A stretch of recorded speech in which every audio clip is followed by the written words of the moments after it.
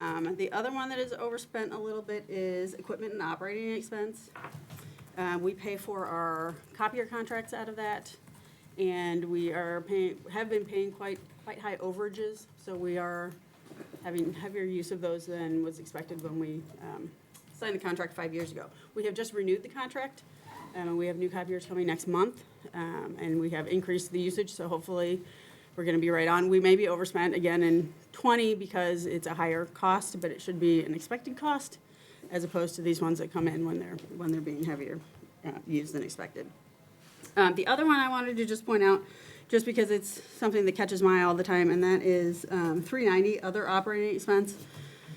This is not a big account, but this is where we pay for if items walk away from our hold shelf that belong to another library, we have to pay for those. Okay. If someone pays for a lost book here that is owned by another library, then we take the check and then we have to cut a check to that library. This goes hand in hand with account 4830100 payment FL material damages. So that is money we're bringing in from other libraries in the same manner, so they're sending us checks and lost items that our patrons are paying for. So that does even out as well. I was kind of alarmed when I saw that was overspent, and we may need to increase that in future years. We'll keep an eye on it, but it does sort of match with the income that's coming in there. As it stands right now, we are looking at putting $75,000 into fund balance, which is fantastic. I've been looking at numbers for the January report, and it looks like we're going to have almost $500,000 in fund balance. Wow. So there's a big chunk of that we have to keep in reserve that we're not allowed to touch, but we're looking at about $200,000 that we can use for future projects, but we'll have to budget for them. Yeah. So it's not fun money, but it is money. In the register, a couple things to point out on the back. Coil carpeting, we got new entryway carpeting, and I think I reported on that last month, but that's where the payment came in. And we have two MG&E. I'm sorry, where is this? In the register, we're in account 355 on the thank you. second page. Okay, thank you. Yeah, so that was a facilities project for strategic planning that we kind of snuck in right at the end of the year when we knew we could afford it. Also, you'll see two MG&E payments. That is typical. I have to remind myself of this every single year that we pay twice in December and not in January. So we still have 12 payments, but it is not evenly dispersed. Any questions? No questions? Motion to approve the financial overview and register for December. I'll make a motion to approve. Second. It's been moved and seconded. Any further discussion? Okay, all in favor, aye. Aye. Opposed, no. Motion passes, and we will move on to unfinished business. We don't do that here. So we'll move on right away to item number 6, new business and our Friends of Fitchburg Library update. Thank you for joining us today. Come on up. So this, you've all met me before, but this is Ken Martin. He's on our board, and he is chairing the best event of the year. Right? No pressure. Thank you for the time to meet with you, and we'll try to give you a little update where we're at. Things are rolling along. April 18th is our scheduled date from 6:30 to 9:30 here. We have applied for a temporary one-day only liquor license for a couple of us that will be here as the licensed dispenser. Yes, server. We've got 4 area breweries, Hop House, Delta Beer Lab, Rockhound, and Great Dane. Yeah. We have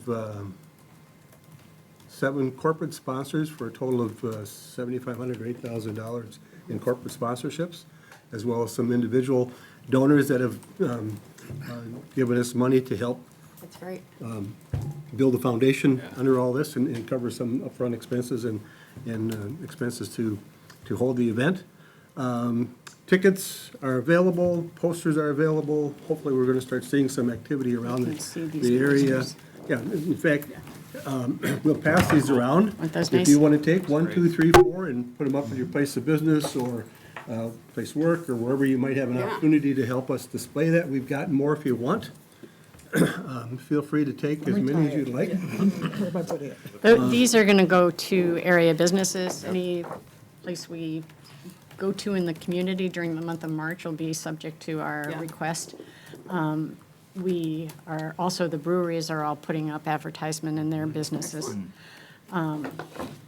We have a banner that I'm picking up tomorrow that'll be displayed in the, on the first floor where daily sales is, starting the last week of March. Wendy thought that would be a good time to put that up. We have a musician, just an acoustic guitar that's going to be playing, and we're hopefully going to have a silent auction.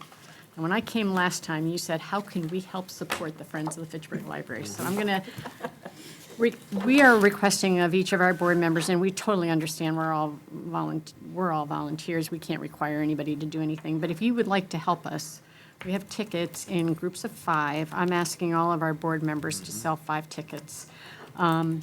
If you feel inclined, we would love it for you to take 5 tickets.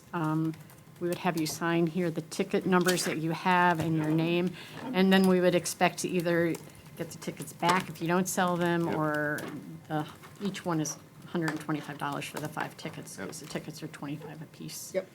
We purposefully made the tickets $25 because we did not want to be eliminating people from coming.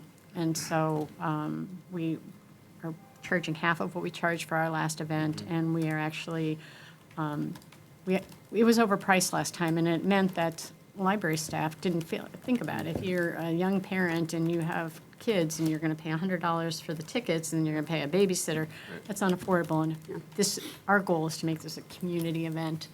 So we lowered the price of the tickets, and we are actually giving each of the library staff a free ticket to the event, so that That's great. they are the face of the library. Thank you for that. That's going to be great. They're very, very Well, people appreciative. expect to come here and see the staff, and Yeah. we're a bonus, but it's you who they want to see. So tickets are available online through the Friends website, or from one of the Friends board members, or you, if you wish to take them. We'll be selling them at our book sale this weekend. Do you want to pass that around?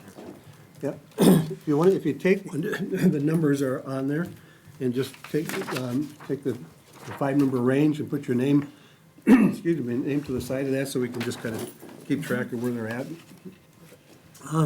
Excuse me, so tickets will be available online, as well as hard copy tickets. They're going to be $30 at the door, so I want to encourage a little bit of nudge to get people to buy tickets in advance. And that gives us a better opportunity then to be prepared adequately for the day of the event. So Nancy mentioned silent auction. There'll be maybe even a combination silent auction and raffles. We've got some prizes coming, and some others that are kind of waiting in the wings to get firm commitment. So kind of hopefully develop that, continue to develop that over the next month and a half. And just to remind you what we're fundraising for, because I think it'll help sell the tickets. We are fundraising for 2 different things. One is a storybook walk that would be a rotating children's story that would, I'm not sure we have the site yet for that, but it would. In Key Farms. In Key Farms Park. So the families could go there, they would be able to read a book with their child as they walk around the paths at Key Farms Park. And then the other thing are virtual reality kits that the library would use very intentionally with programming, not just, take the virtual reality kit and go have fun. It would be instructional. It would be, helping kids and adults to visit places that they might never see. And Yeah, apparently with this, it's a Google Expeditions kit, and you can all take a trip together to the Great Wall of China or something, yeah, so it should be fun. Should be great, yeah. so we're It's really something we probably couldn't do otherwise without your support, so. we're really excited about being able to tell that to people when they buy the tickets. So, Excellent. all right. Well, thank you for your time, and our I feel like I should just say, Books and Brews was super fun last time. You should all make sure you're here. we also will great be time. having wine and soft drinks, because we don't want to come across as being an organization that only has alcoholic events, so there'll be. I worked the wine table last time, and it was very busy. I was shocked at how busy it was. Thank When you very was much. it 2 years ago? Oh, the last it was time, no, almost- that was was in 5 years ago. 2015. It was I think 5 Books and years ago? Bets Yeah. was couple years ago. 2 years ago, right? Yeah. Okay, because I was at the Uh-huh. first Books and Brews event, and it was a lot of fun. It was a Yeah. great event, and I think it was the one that people were like, "You should do that again." And that's why guys we're did. doing a lot it of again. We every will, but Saturday? give us some, like, we need some time before we. We're working with an area restaurant, not under contract yet, so we won't mention names, but working with a local restaurant to provide some catering, and then the local supermarkets are providing, most of them are providing gift cards that we'll then turn around and purchase Oh, snack great. Oh, cool. treats and stuff from Great, that's them. So we, as Nancy said, we want to make this a community event, and we'd like to make it, my thinking is like maybe every other year, and then on the in-between years, do something more family, social, ice cream social type thing, maybe a little less involved, less intensive, and more Yeah. fun, social kind of thing, so. I also should mention that the library I came from in Ohio borrowed this idea from us after we did it the first time and has done it every year since, and it's gotten to be a huge thing that people wait for, Yeah. so, yeah. That's great. Thank you so much for your time. Yes, And don't thank forget, you. we have a book sale this weekend if you feel Yes. so We have inclined. our numbers there and tickets, okay, great. Thank you so much. And if you need more tickets, Wendy will be able to get into our stash. I know where to find them. Thank you very much. Thank you.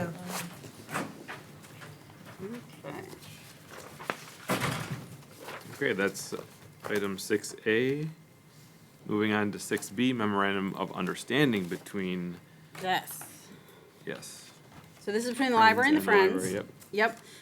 We originally signed this document when we first opened, and hadn't looked at it since. And I don't remember what prompted me to open it, but I read through it and was sort of surprised at two things that I found. So I took it to Nancy with the revisions. She took it to the Friends Board. I didn't give you a red line copy because I already had the signed copy, but let me just tell you, we had one bullet in the FPL agrees to the following, that indicated that we would have a library staff person work on their PR items. I don't know who we thought that would be or where we thought that time would come from, but it doesn't exist. Yeah. And it never has, and I was sort of shocked to see it in there. But I know I was part of the original document, so we must have thought we had more time than we did. They have never asked us for that. We have never offered that. It was, I don't think, a big deal to them to take that out. I think it's really better for them to be an independent functioning unit. And I feel like our workload varies so much, I don't know that we could fit that in. The other thing that was odd was in the appendix. We like to be very detailed at the library, but where it now says desktop PC with monitor, keyboard, and mouse, it had like every model number associated with what they originally got. I think we've updated it twice since then, so it was all out of date. It's a ridiculous piece of information in there. We will give them a computer. I think that's all we need to say. So those are the two changes. And as I said, it has been approved by the Friends Board. Yep. So we just need to approve it here, and then we'll get signatures, and we'll be good for probably another good 8 years. Yeah, it feels like. Can I ask a question? Yeah. How do they pay utility costs associated with the Friends office? It says that we can ask them to pay that. We do not. Okay, yeah, okay. 'Cause How I would you think, do I that? think Okay, we have one of these with the Historical Society too, because they have an office here, and so I think the thinking was if ever we were in dire straits financially with the budget, that we could recoup some costs there. Hasn't happened. okay. Oh, wait, no, and actually, no, that's under the FPL, so we agree pay to it. Pay them. Yes. Oh, we agreed We to. agree to pay it. We agree to the pay it. following. Sorry. Okay, Sorry, sorry, sorry. okay. Yeah. Yep. Okay. So we need a motion to approve the Memorandum of Understanding. I'll motion to approve the MOU. Second. It's been moved and seconded. Any further discussion? We'll go to vote. All in favor, aye. Aye. Opposed, no. Motion has passed. You probably need a signature. I think Jenny has the document. Jenny needs a signature. Yep. Yes, sounds good. All right. Okay, and now we will move on to item 6C, presentation by Phil. Phil, how do you pronounce your last name? Groupie. Groupie, just like it's spelled. Yeah, just like it's spelled. And more discussion than presentation. I don't have any fancy slides or anything, so apologies if that's underwhelming. Do we need the motion first? Oh, we probably should do a motion first. Help me out with that, Ann. What do we need a motion for? Do you have it as two different Well, agenda no, items? no, Motion for we him don't to because present? You have we're a- not doing the resolution yet. Yeah. Oh, This is just the presentation, oh, okay, so we're good. all right, Thank you, though. yes. All right, so there were a few pages in your packet to this effect.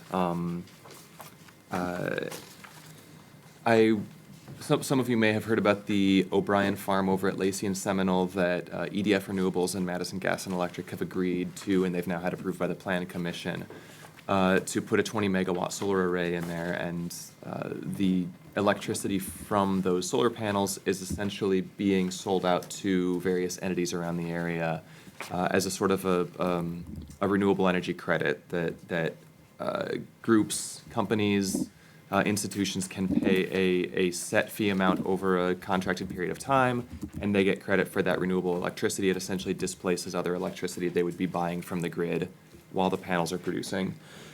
Fitchburg has an opportunity to buy in on a portion of that. It was kind of unclear what the technical responsibility was, but I chatted with Misty Dodge and we kind of agreed that it would be good to come and talk to the library board about this because the library handles its own energy bills. So we wanted to make sure that this was something that you were comfortable with. But there is kind of an overview of this in the packet, and so I don't want to belabor it too much in case you have all read it, but I also don't want to assume that it was all clear. So I'm going to kind of give a brief overview of what this is, and certainly if you have any questions, I'm happy to answer them. So this project is, it's 20 megawatts of capacity, and 1/80th of that, 250 kilowatts, or a quarter of a megawatt, has been offered to Fitchburg. And what's required is we sign a contract with Madison Gas and Electric that says over the next 30-year period, at any point when that 250 kilowatt capacity, which they can't separate out easily, but they know whatever that array is producing, 1/80th is essentially ours. When the solar panels are producing energy, that 1/80th of whatever's being produced gets credited to our bills. We would be paying a flat 6.4 cents per kilowatt hour fee for that cost of energy. And whichever of our meters are running concurrently would be displaced proportional to how much they're using. So if during a 15-minute period when the solar panels are producing energy, if the library is using 20% of the total city's electricity in that 15-minute period, then 20% of that 1/80th would be credited to the library's meters. I know it gets a little complicated, and the contract was... You know me, I demanded to know, like, how much is it gonna be for the library, and it doesn't work that way. It's definitely something that, and I thought of this as I sat down. Obviously I can't get the numbers before you vote on this now, but at least I could follow up and look that'd at be kind great. of a rough estimate of what % of the city's electricity it seems like would be the libraries at any given Right. point, if we think. So I don't want to jump ahead too much here. So right now, the estimate that we got from MG&E is that our average cost of electricity, now this doesn't take into account the distribution, the transmission costs, those are things we're still paying on top of this. But the cost of energy produced right now, we're averaging 6.8 cents per kWh as a city. So right away, we're paying 6.4 cents per kWh for any of the solar energy, so it's already cheaper. The distribution and transmission costs shouldn't change, so it's already cheaper than what we're paying. We were given two options. One was to start with a lower rate and have it increase 2% every year for 30 years. The other was to have this flat rate that remains fixed throughout the 30-year period. And because the flat rate already starts lower and it's not going to escalate year by year, it seemed like a no-brainer. Yeah. So I met about a month ago with Pat Marsh, with Valerie Zisman, the city attorney, Misty Dodge, Sonia Creasel, the planning and zoning administrator, and Mayor Richardson, and talked about these options. And the flat rate was something they all felt most comfortable with. There was actually a point where it sounded like we might be able to get up to 500 kilowatts of capacity, and that was also something that group was comfortable with. Ultimately, MG&E said that only 250 was available. So the way I actually wrote the resolution was, we agree to 250, and if for some reason before construction's completed, if up to that 500 kilowatts of capacity is available, then we agree to that maximum amount. And what it changes is, this is not like the panels that we have on the library, on the city hall, on the public works facility, this isn't solar energy coming directly into our meters. This is going into the grid, and it's being treated as a renewable energy credit. We're paying MG&E for this electricity to be credited to our account. So if we have 250 versus 500, it's just a question of how much is credited to us. It changes the amount of electricity that's being defrayed by that solar production, so it changes our bills slightly. But the big win here is that any amount that's produced by these is progress towards our clean energy resolution that was passed last year, where we have our 25 by 25 goal to try and achieve 25% of our municipal electricity use renewably by 2025 and then 100% by 2030. Right now, and I'm still kind of trying to nail this down because there's a lot more complications than I would have expected, knowing how much of MG&E's grid that we normally purchase is renewable. You know, if their whole mix is 10% renewable versus 20%, that makes a difference in how much the electricity we use is clean, obviously. And then just figuring out what our total energy usage is. But right now, my best guess is we're somewhere around 11 or 12%, maybe as high as 13.5% renewable. 250 kilowatts would produce in year one around 500,000 kilowatt hours, which is about 10% of our total municipal use. So that should take us up into the low 20s, which means with a little bit more work in terms of energy efficiency, installations, and energy reductions, that would get us to our 25% optimistically by the end of next year, with several years to spare, and then we can start moving on to 100 and see how close we can get to that. That's cool. Yeah.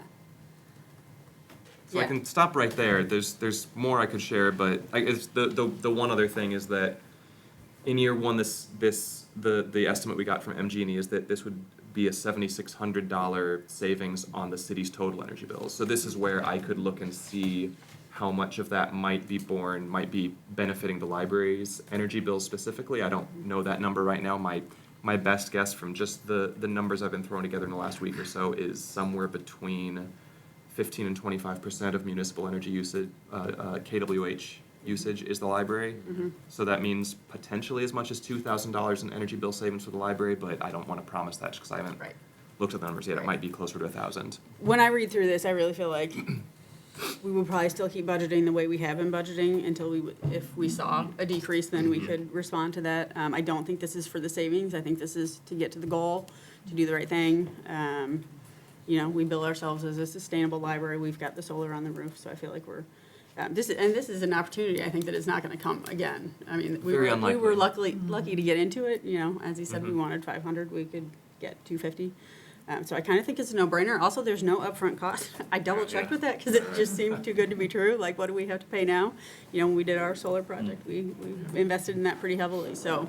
And so the difference there is that when we did the solar project in 2017, we put up all of the hard costs. We had to buy the panels, we had to pay the labor, we had to pay for the roofs to be prepared properly and make sure they could handle the weight.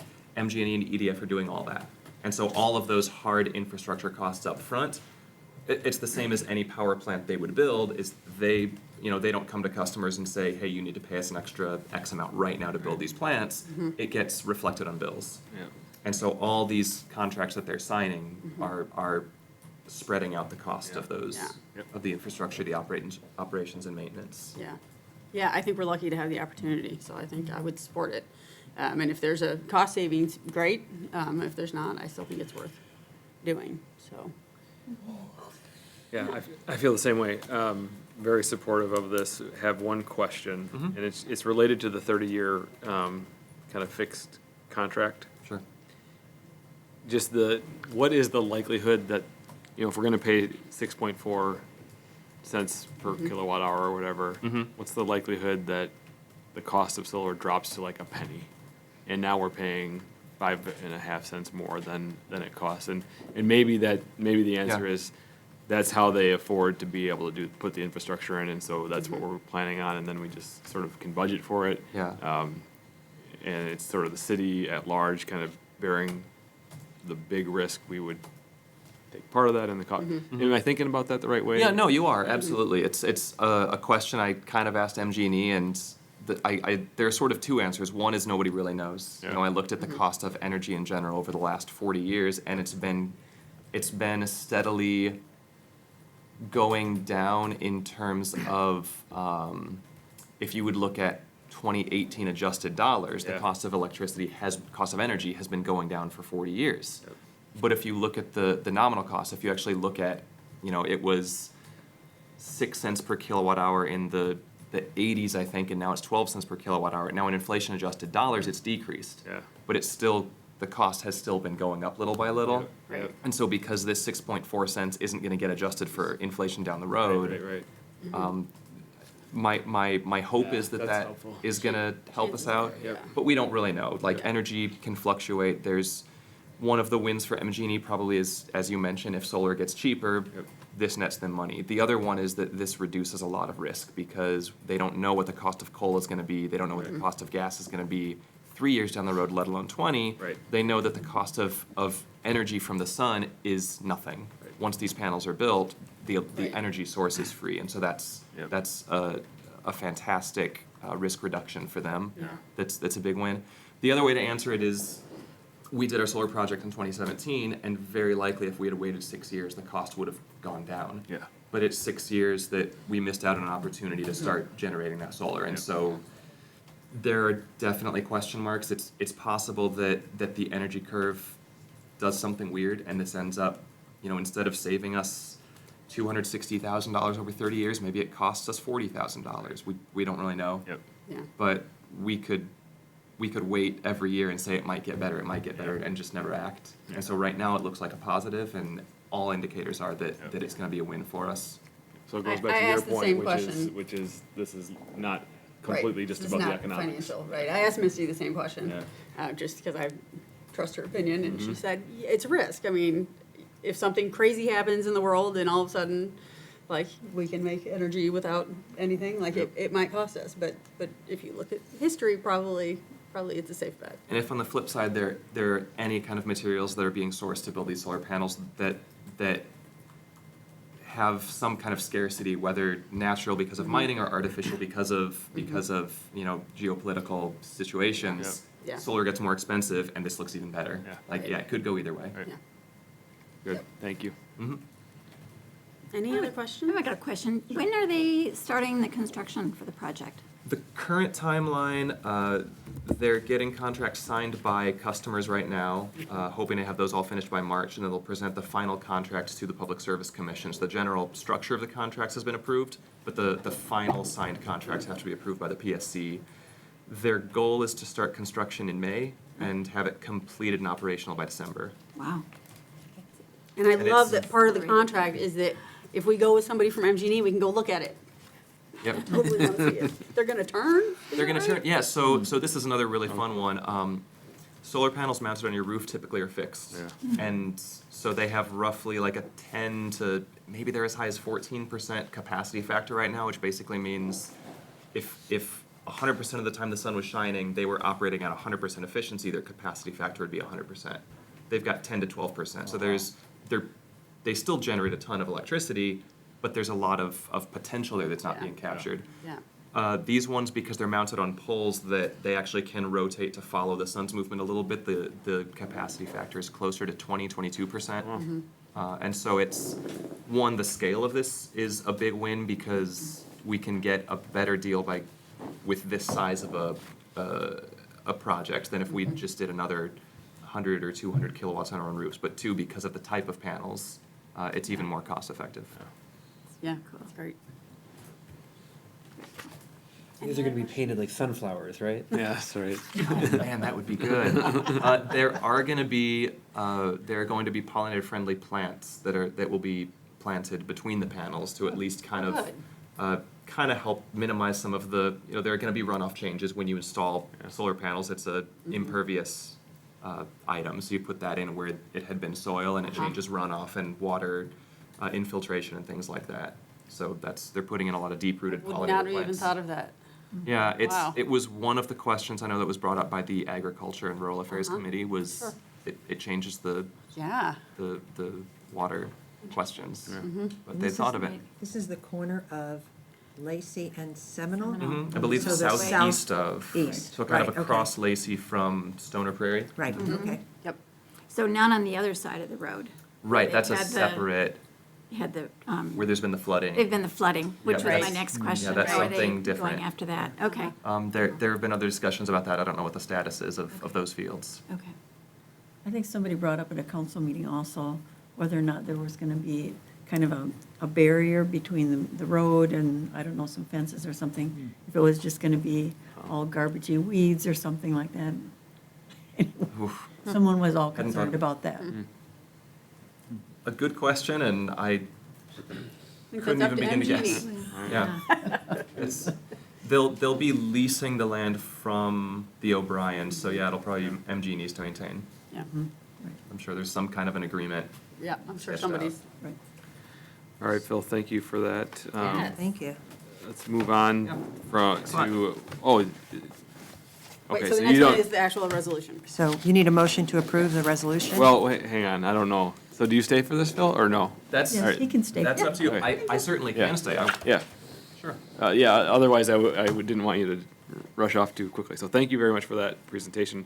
I think we move now from item 6C to 6D, but Ann, I need your help as to how we need to, Okay, so I'll just say, I'll move to approve Resolution R-27-20, resolution to approve a renewable energy rider contract with Madison Gas and Electric for purchase of electricity from OBrien Solar Farm.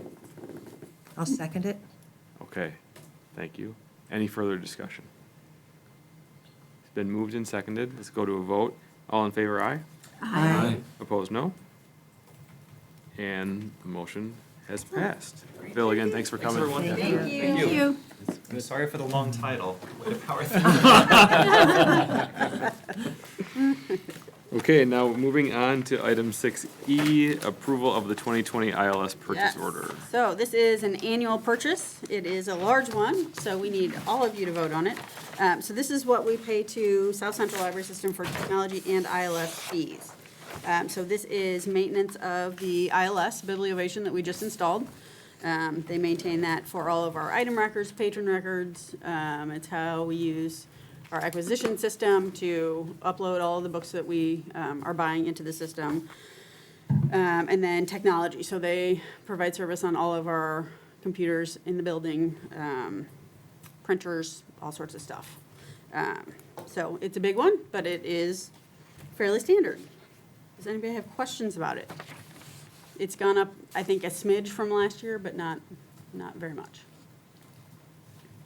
So are they responsible for fixing the checkout machines when they don't work, Yes, which was yesterday? yep, SIP connection went down. Came back up. We didn't have to do it. It's great. So we're getting what we pay for. Yes. Okay. So we just need to move straight to a motion to approve. I'll motion to approve. Second? It's been moved and seconded. Any other discussion on the purchase order? Okay. All in favor, aye?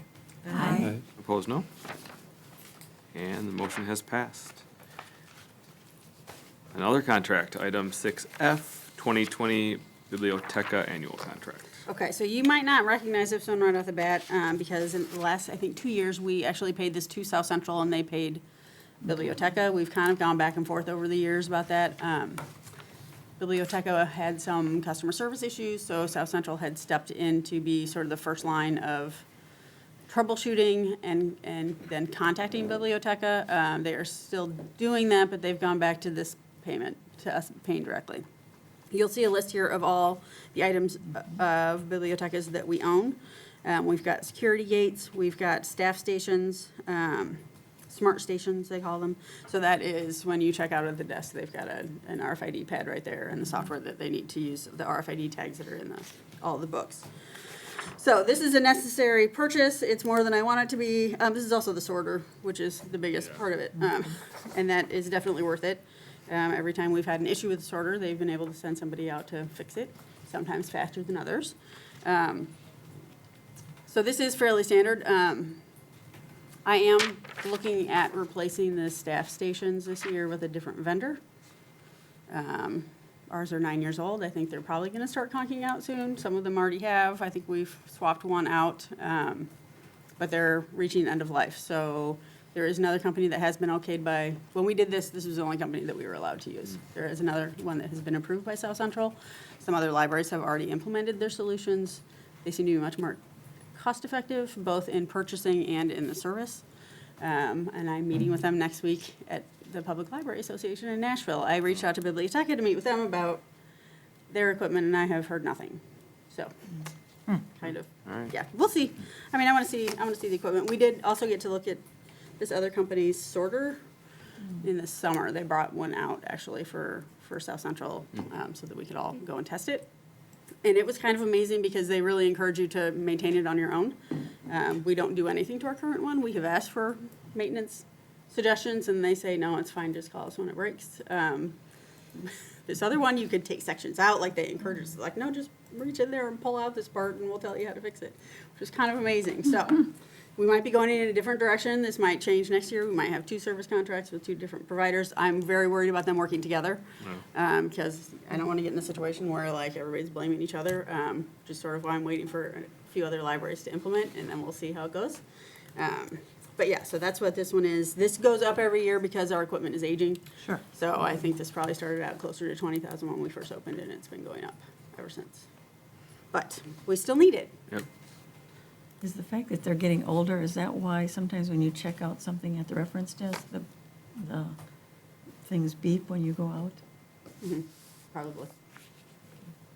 Yeah, we sent our tags to the new vendor to see if they were compatible, and they did a lot of testing with them and said that they do work, but they're a very old data set.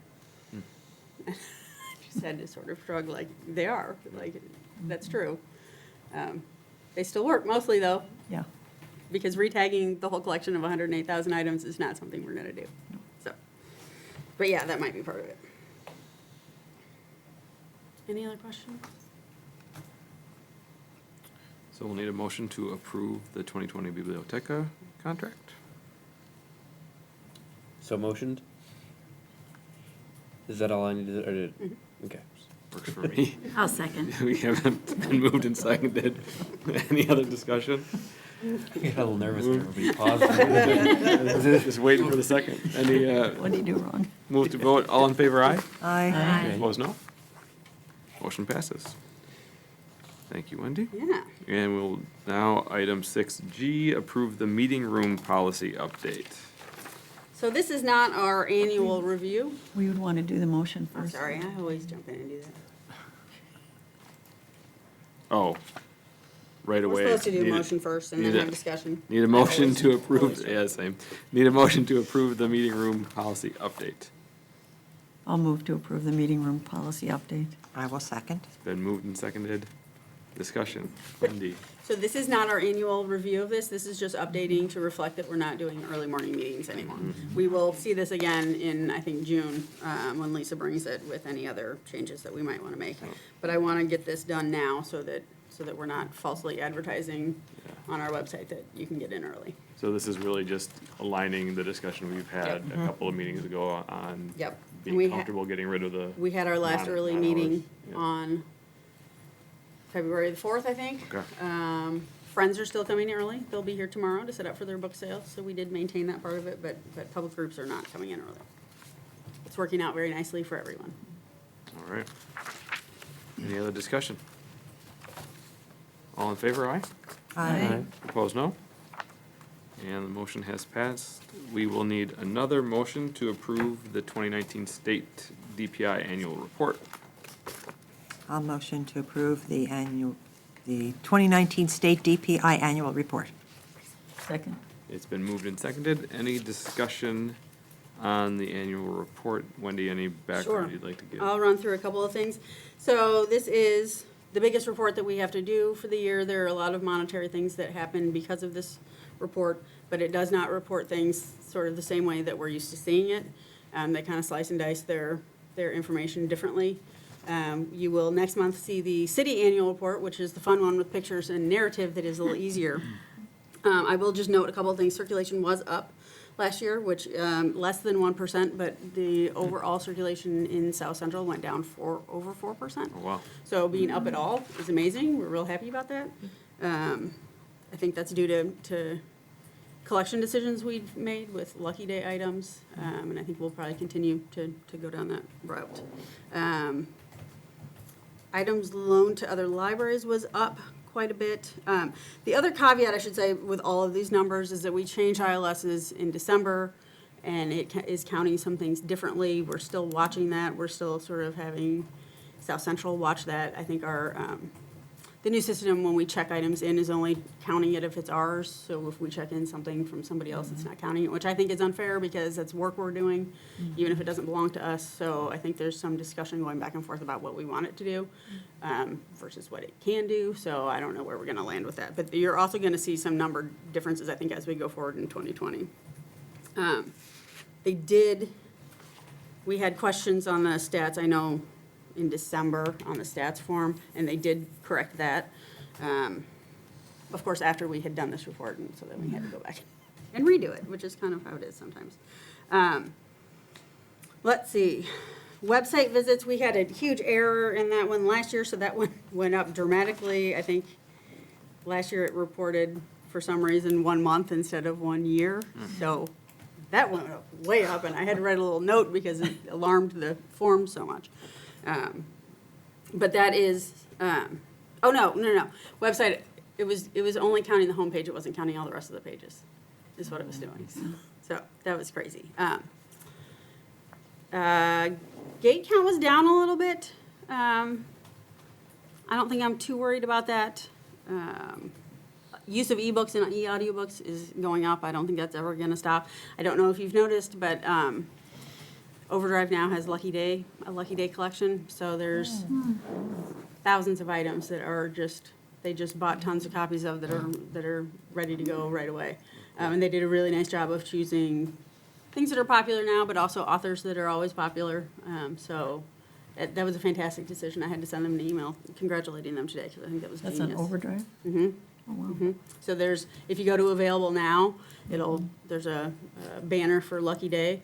I think today, I pull it up every couple days to see how many pages of items there are, to see how it's going. And there were 61 pages of items today. Wow. Wow. It's a lot of stuff. Wow. I think it was a very smart move. So I think those numbers are going to just continue to go up. I think the amount of money we put into it should go up, but that's a state decision. That's not just me. Let's see, what else in here? So we list things in here, collection sizes, how much we spend on collections, and that is what goes into some formulas determining how much the city has to fund our library, that kind of stuff. It's all on the DPI level, kind of. So we list all our positions and how many staff we have, how many of those staff have degrees, all that kind of stuff. Let's see, circulation to non-residents living in your county was up. Circulation to non-residents living in an adjacent county was down. That's information that you should never have to look up. It's a terrible process. Did it 3 times, but we get money out of that. So we get about $12,000 a year from people living in an adjacent county to ours that do not have a library. So it's worth the trouble. This is also, when we sign this, one of the bullet points over here is that the library board has exclusive control of the expenditure of all monies collected, donated, or appropriated for the library's fund. That is one of the biggest things that responsibilities that the library board has, and this is where we certify that we are doing that. So this is why I am all over City Hall all the time. If they spend $5 of our money, they have to let us know and let us sign off on it. It's why we have a separate finance report. It's why we do a separate register, instead of just relying on the city to tell us what money we have. So thank you for your time in reviewing that every month. This is why we have to do it. Any questions? I had a quick question. Yeah. I saw that the number of registered users was about 14,500. Uh-huh. Do you know what percentage of Fitchburg that is? We have about 28 or 29,000 So it's residents. 50%? So but we do have people that count us as their home library that live in other places. So it's probably not a straight number, Yeah, but it says close, yeah. resident. So if it's, Oh, I'm no, you're looking right. at 3A. Yeah, because non-resident is separate, yeah. I mean, that's really high, 50%. Yeah, it's good. That's really good. Yeah. I have a question on your comment about the Yes. e-book investment. You said the state should increase that. What is your rationale behind that? And would, like, that help with wait times or? Yes. So I think I think we put $1 million in as a state, which I think has not gone up significantly. So I think while we're always trying to increase our collection budget for physical materials, which we need to continue to do, that number has not gone up because we're doing it as a state. A lot of libraries are very reluctant to increase that. I know there are counties, Adams County in particular is often voicing that they don't have good internet, so they don't have people that use it a lot, so it's not really in their best interest to use it. So where you have people that are sort of more savvy with e-reading and downloading, I think it's higher. I've Yeah. definitely noticed that the wait times have gone up here. Yeah. That's why Yeah. I was asking. Yeah, and it is that, when you look at overdrive for us, that is the whole state that you're seeing, so that's just one pool. I wish there was a lot more money, because I just feel like use just continues to go up. And wait times get long, and sometimes things disappear. This is also, we talked, I think, last month a little bit about the model that the publishers use, so sometimes Throttling. you're on hold for it, and it's checked out 24 times, and so then it disappears. And so either we have to buy a new copy to deal with the hold list, or you just on hold for something that doesn't exist anymore. Thank you. It's You a can put difficult on thing there to manage. on being on a 6-month wait list. Yep, It says it says Yep. your estimated time for waiting Yep. will be I've been- something, weeks Yep. or months, I've 6 been months, in teaching- excess of 6 Yep. months. Oh, I've been teaching my kids about the Sora, the overdrive for kids that we have over at school, and for the new Rain Telgemeier book, it's a 6-month wait time also. yep. Yep. And that's partially money and partially publishers. Yeah. Yeah, I don't think I don't see an easy, I think the Lucky Day was a really smart move because I think it's the best option we have. Yeah, it's not, there's no easy solutions. And Wendy, this is where my Gmail Yes. account will be changed. in Yes, the it has been official- changed. Okay, just not showing up We here, just didn't re-upload the whole packet which is fine. to reflect, but I wanted to make Yeah. sure you know, Yes. it's been fixed. Good. Okay, if no further discussion, we'll move to a vote. All in favor, aye. Aye. Opposed, no. Motion passes, and we'll move on to discussion item 6I, CIP. Yeah, so this is the time of year that we're supposed to start talking about CIP, because we will be taking that to council if there's anything that we want to present. There's nothing that is currently on our schedule. Something came up today that may put something on our schedule that I wasn't expecting.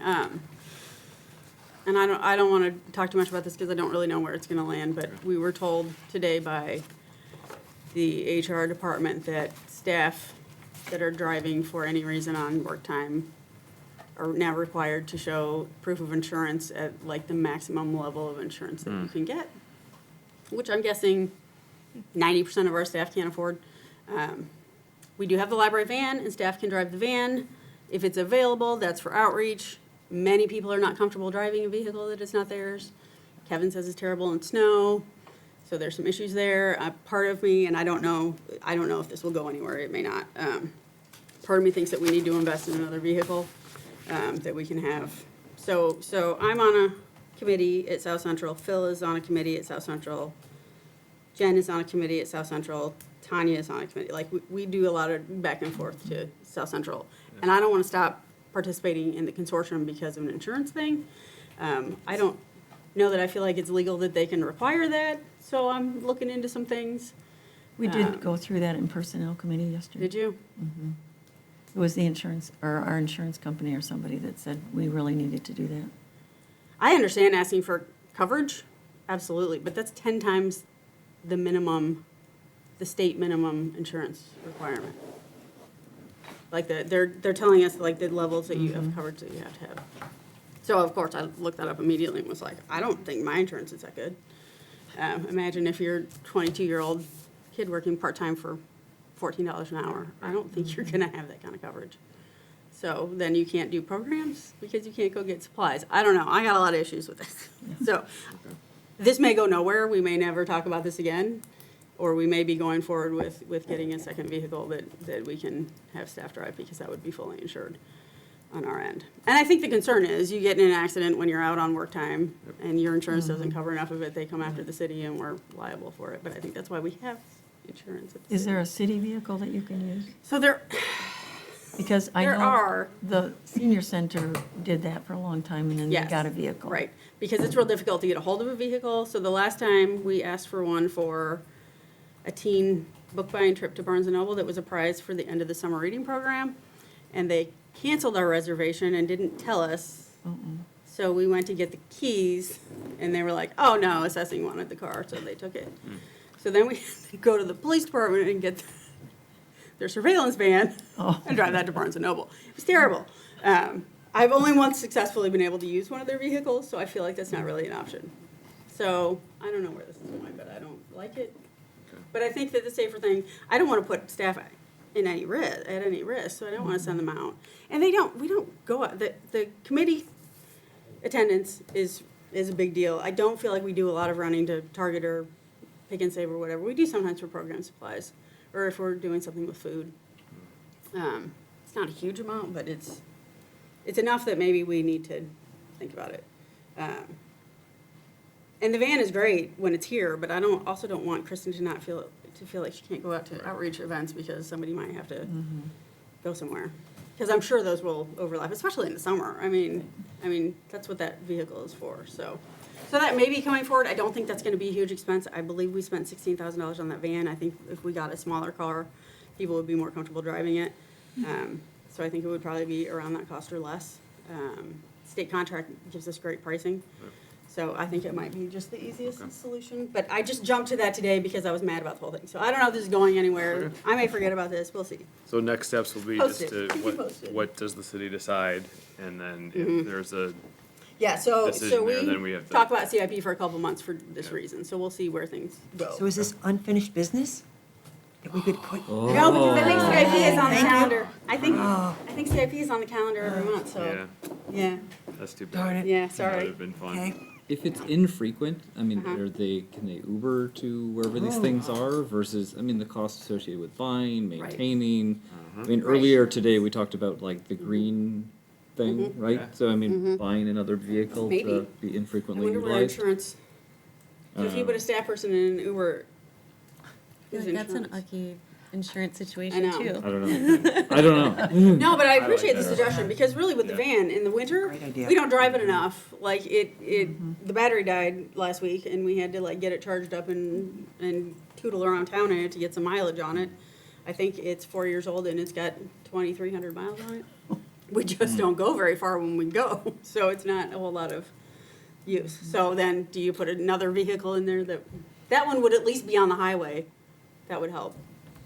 I don't know what the answer is. It's just something I'm working on, so, just so you know. I think you'd have to think about staff being comfortable enough taking Yeah. an Uber as well, by themselves. Sure. Or cab. I mean, You- you know, whatever. You know, right? Yeah, just Right. something you have to think about yeah, in today's society, so. for sure. Or you could perhaps offer to have the meetings here. I don't think the people from Adams County are coming Mm. here. I don't know, maybe. There Okay. are options to call into those meetings, but it's a real terrible experience for everybody involved. So, Okay, so more to come yep, on this one. Yep. Anything else related to CIP? yep. Any other questions about it from the group? All right, we will move on then to item 7, President Report. The only thing that I'll bring up is just reinforce thank you all for listening to the Friends and thinking about Books and Brews. It was a great event, Yeah. and so to the extent people can help here or attend, that would be great. Yeah. So that is all for item 7. We'll move on to item 8. I don't have anything. I saw the size of this agenda and pared it down. Then we'll move straight on to item 9, the committee reports. So for strategic planning, the Inclusive Services Work Group was recently formed. They've met once. We started going through that assessment. Got, I think, through the first 2 sections. I feel like we were unfairly judged because we haven't filled my position recently. A lot of questions about when you post the director position, who's on the interviews, how many languages is the posting in, and I don't know any of the answers because I wasn't here when we posted my job. So, we are meeting again in 2 weeks, to continue with the assessment. I contacted the DPI, so the Tessa Michelson Schmidt was one of the creators of that tool. And she and Mark Yoakum, who is with South Central, have been going around and doing presentations on inclusion. And so I have asked them to come to our staff in-service in May, and they have agreed. And I think we're gonna try to finish the assessment and share that with them so that they can kind of highlight where we have holes and kind of do some brainstorming with staff about how to make improvements. That is all I have for strategic planning. And 9B, facilities. Front door still doesn't work. The only person they respond to is the IT director. They felt that the power supply that we have put in there twice now is not appropriate for the door hardware, and so they wanted to contact the manufacturer of the door hardware to check that out, but apparently they forgot about it. And then when Matt called, they sent somebody out immediately, like within the hour, to look at the model number, and then I've heard nothing since. So I think Kevin heard that the part was supposed to be in last week, but I haven't seen anybody. So that's real frustrating, especially when I walk up before hours and try to swipe in and forget that it doesn't work and stand there like, why isn't it? Oh, right, it's been broken since Thanksgiving. So that's a pain in the neck. It is not a huge daily issue now that we're not doing the early morning meetings. It's opening, the staff do have to manually open and close the doors, but that's not unworkable. But I'm still hopeful we're gonna get it fixed. We had a slight issue at the garage door when it was 12 degrees, and I climbed up on a ladder and threw the power switch and threw it back and fixed it. Oh, wow. At 5 o'clock on a Friday afternoon. So, that's all I got for facilities. And 9C, personnel. Not a thing. All right, so we'll move on to item 10, announcement, our next meeting. Wednesday, March 18th, same time, same place. Yep. And we successfully completed this long 2-page agenda in That's 1 impressive. hour. Thank you, everyone, for being Well done. prepared. Yeah. Very good. And we are adjourned, item number 11. I'll Oh, move we need, to yes, adjourn. sorry, we need a I'll second. motion to adjourn. It's been moved and seconded. All in favor? Aye. Opposed? And we are officially adjourned. Thank you, Anne, for keeping us.